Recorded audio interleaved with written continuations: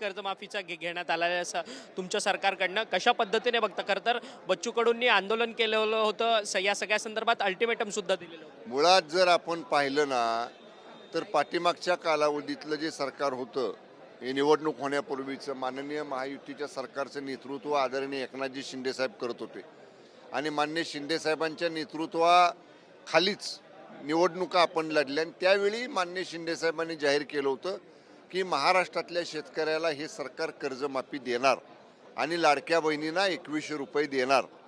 त्यातली आज माननीय फडणवीस साहेबांनी अर्थसंकल्पीय घोषणा करताना कर्जमाफीची घोषणा केलेली आहे. याचा अर्थ महायुतीचं हे सरकार केलेल्या घोषणा पूर्ण करतं, दिलेलं वचन पाळतं, दिलेलं आश्वासन पाळतं, हे सत्यात आज या ठिकाणी उतरलेलं आहे. त्यामुळं जसं कर्जमाफीची घोषणा शिंदेसाहेबांनी केलेली आज पूर्ण झाली, तसंच 2100 रुपयाची घोषणासुद्धा ही निश्चितपणे पूर्ण होईल. महायुतीचं सरकार माननीय फडणवीस साहेब, माननीय शिंदेसाहेब आणि माननीय सौ सुनेत्राताई वहिनी साहेब हे तिघही आपल्या महायुतीकडनं दिलेल्या सगळ्या आश्वासनांची पूर्तता करण्याकरता कटिबद्ध आहेत, वचनबद्ध आहेत. तो या सगळ्या बजेटमध्ये सातत्यानं सगळ्या मोठ्या रस्त्यांच्या संदर्भात सगळा उल्लेख जो आहे तो करण्यात आला, परंतु पैसा कुठून आणणार, पैसे कुठून उभे करणार, हा सगळ्यात महत्त्वाचा प्रश्न विरोधक हाच प्रश्न विचार. आपण पाहिलं असेल भाग ब जेव्हा माननीय मुख्यमंत्र्यांनी आणि वित्तमंत्री महोदयांनी वाचला अर्थसंकल्पाचा, त्याच्यामध्ये वित्तीय तूट जरी असली तरी मर्यादेमध्ये आपण अजून कर्ज काढायच्या मर्यादेमध्ये आहोत.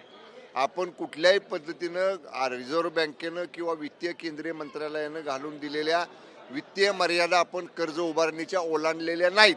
त्यामुळं निश्चितपणे थोडंसं काटकसर करून या सगळ्या गोष्टींचा ताळमेळ जमेचा आणि खर्चाचा घातला जाईल, हे माननीय मुख्यमंत्र्यांनी सभागृहाला आश्वासित केलेलं आहे.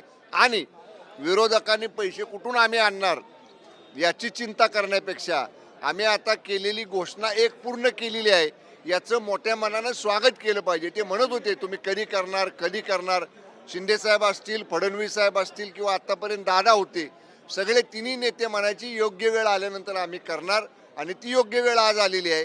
माननीय फडणवीस साहेबांनी आपल्या भाषणामध्ये ती घोषणा केलेली आहे आणि निश्चितपणे 2100 रुपयाची सुद्धा लाडक्या बहिणींची घोषणा ही लवकरच होईल. धन्यवाद, तुम्ही आमच्याशी बातचीत केली. खरं तर शंभूराज देसाई आहेत कॅबिनेट मंत्री, त्यांनी आपल्याशी बोलताना सांगितलं की एक वचन तरी या महायुतीच्या सरकारने पूर्ण केलेलं आहे. शेतकऱ्यांच्या कर्जमाफीच्या संदर्भातला महत्त्वाचा निर्णय जो आहे तो या सरकारने घेतला आहे. लवकरच महिलांच्या संदर्भातला 2100 रुपयाच्या हप्त्याच्या संदर्भातला निर्णय देखील हे सरकार घेईल. खरं तर वित्तीय तूट आहे, परंतु तरी देखील अजून देखील कर्ज जे आहे ते सरकार काढू शकतं, अशा पद्धतीचं मत जे आहे ते मंत्री शंभूराज देसाई यांनी आपल्याशी बोलताना व्यक्त केलेलं आहे. व्हिडिओ खंडू कसबेसह अक्षय बंकणी, TV9 मराठी, मुंबई.